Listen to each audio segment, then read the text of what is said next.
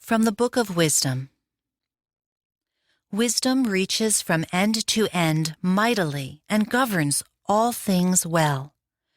Her I loved and sought after from my youth.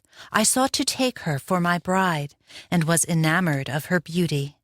She adds to nobility the splendor of companionship with God.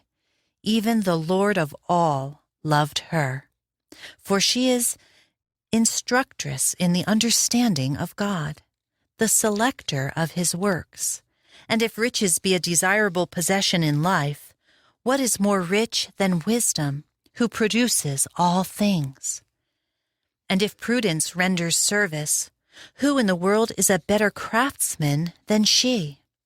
Or if one loves justice, the fruits of her works are virtues, for she teaches moderation and prudence, justice and fortitude, and nothing in life is more useful for men than these.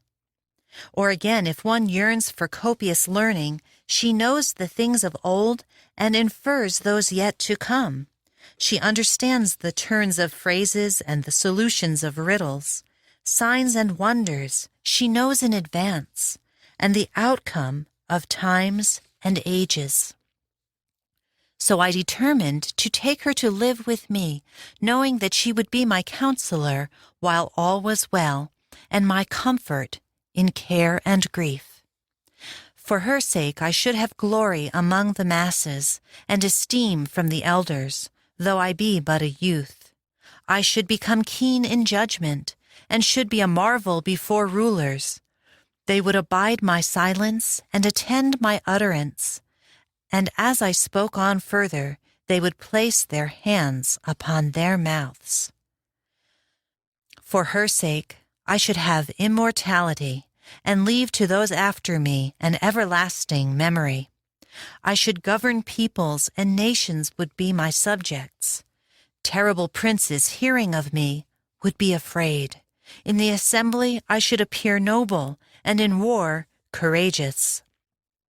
Within my dwelling, I should take my repose beside her, for association with her involves no bitterness, and living with her no grief, but rather joy and gladness. Thinking thus within myself, and reflecting in my heart, that there is immortality in kinship with wisdom, and good pleasure in her friendship, and unfailing riches in the works of her hands, and that in frequenting her society there is prudence, and fair renown in sharing her discourses, I went about seeking to take her for my own. Now I was a well-favored child, and I came by a noble nature, or rather, being noble, I attained an unsullied body, and knowing that I could not otherwise possess her except God gave it, and this too was prudence, to know whose is the gift. I went to the Lord and besought him.